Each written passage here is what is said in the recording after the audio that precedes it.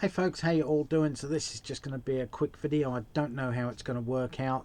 But yeah, being a big Paul Weller fan, I just pulled out the 6 studio albums by The Jam literally 10 minutes before making this video and gone, yep, let's just throw them in some sort of order, which is going to be about right because I know these albums quite well, and see how they go.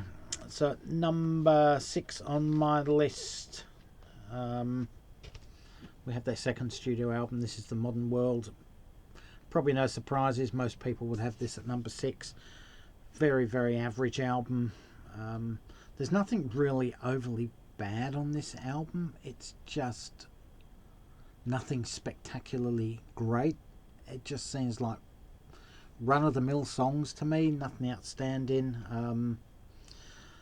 I do really like Standards.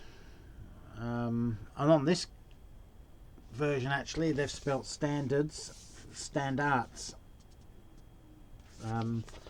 So there, yeah, this is actually a 2008 reissue of the album, and there's actually 4 live songs at the end of each side. So if you look at that, you got In the City, Art School, Change My Address, and The Modern World added to that side, and you got All Around the World, London Girl, Bricks and Mortar, and Carnaby Street live versions of those songs, and it's on clear vinyl there.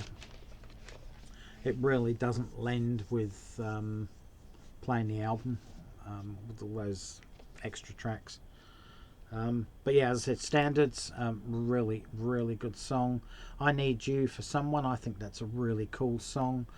Tonight at Noon's another really cool song. I love the blistering punk version of In the Midnight Hour at the end of the album. The Modern World as well, which was a single, top 30 hit for them. As I said, it's not a bad album. It's not great by any means, so it's at number 6. Number 5 on my list, I've actually got the debut album, In the City. Again, nothing bad on this album. I think there's some great songs on here. I think Art School is really good.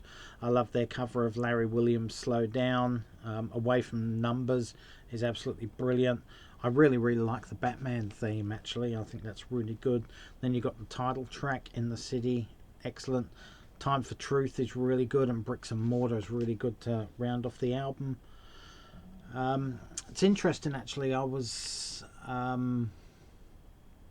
listening to a radio interview or a podcast interview with Paul Weller a while ago. I can't remember what it was. And the interviewer was asking him about, because occasionally he plays In the City live, and why he doesn't play anything else from this album. And he actually said because In the City is the only decent song on the album. I don't see that. Away from Numbers was actually written by someone more mature than their 17 or whatever he was when he wrote it. But yeah, it's still a very good album. It just ranks number 5 for me. Number 4 on my list, we've got The Gift, which was their final album. This was released in 1982. Again, a really, really good album. The only thing I don't like on this album would have to be Transglobal Express, only because Paul Weller's vocals, actually there's 2 songs I'm not really keen on. That one, Transglobal Express, because Paul Weller's vocals are really deep in the mix, you can't hear it. And The Gift, that blistering punky type song at the end of the album, I just don't think it goes with the rest of the soulful type vibe of this album.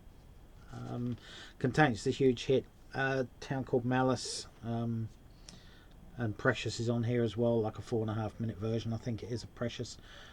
Contains good instrumental as well in Circus, which was written by Bruce Foxton from memory. Ghosts is one of my favourite Paul Weller songs of all time, as is Carnation. Great stuff. It's a really, really good album. It's just 2 songs that let it down for me. Number 3 on my list. The top 3 are pretty much everyone's top 3, I would say, and the bottom 3 are everyone's bottom 3. Number 3 on my list, we go to their fourth studio album. This was released in 1979, Setting Suns. Part concept album, part rock album. It was originally going to be a concept album about 3 kids who grew up, went to war, blah blah blah, etc. Either Paul Weller couldn't finish the concept off, or he ran out of time. I can't quite remember exactly what it was. But it's a really, really good album. Girl on the Phone is a great album opener. Thick as Thieves, Private Hell is an all-time Weller classic. Little Boy Soldiers with its 3 parts, brilliant. Burning Sky, Smithers Jones. I don't care whether it's the guitar version of Smithers Jones or the orchestral version. I love both versions by the Jam. I think this one does lend with the rest of the album, this orchestral version on this album. I'll show you the inner sleeve of this one. This is actually another reissue which I got a few years ago, and it's identical to the original sleeve that I have. So yeah, just a really, really good album. It sounds to me, Heatwave's the final track on here, which is the Martha and the Vandellas song. I just think it's tacked on. It doesn't feel as though it's part of the album for me. It's like they needed a song to fill out the album, put that. But very good album. Paul Weller's matured incredibly as a songwriter on this album, and of course obviously the great Eden Rifles is on this album as well. Number 1, number 2 on my list, pretty well interchangeable depending what mood I'm in, but on this occasion we go for their 3rd studio album, All Mod Cons, at number 2.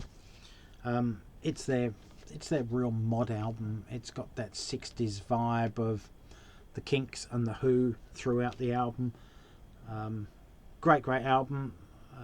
There's one song that's not listed in the tracks listing, and that's English Rose, classic Weller.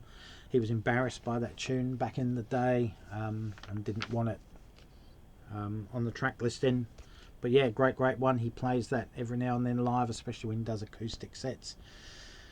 A-Bomb, Wardour Street, Down the Tube Station at Midnight, absolutely brilliant. Classic Weller, classic Jam. David Watts on here, In the Crowd, is one of my favourite Weller songs of all time, with its psychedelic vibes. Just a great album. All Mod Cons and To Be Someone, 2 of his great live tracks from that Jam period. My original copy of this actually had Paul Weller's signature above Paul Weller, and actually had Rick's signature on it as well. I never got Bruce's signature on it for some reason.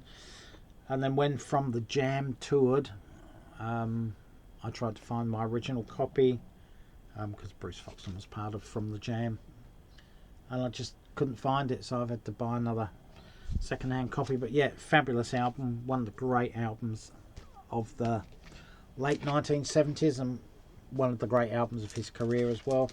And that leaves my favourite Jam album of all time, their 5th studio album, Sound Effects. This was released in 1980.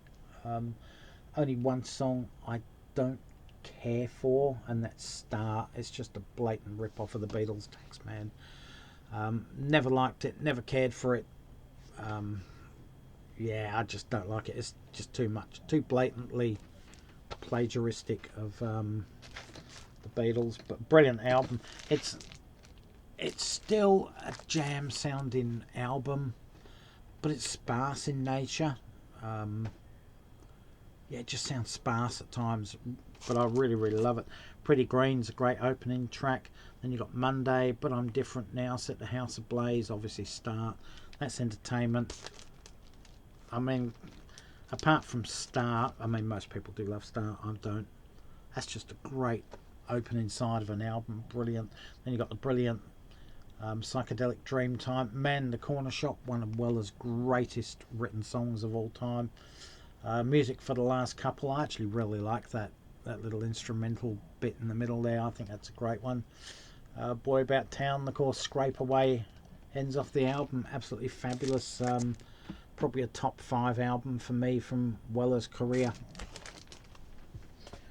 So there you go, folks. Just a quick run through of how I rank the Jam's 6 studio albums. Leave your comments in the comments section below of how you would rank them if you think I've got something wrong. But yeah, I'll be eager to know exactly what your rankings of the Jam's studio albums are. Anyway, guys, thanks for watching. Stay safe, take care. All for now. Catch you around, and bye, folks.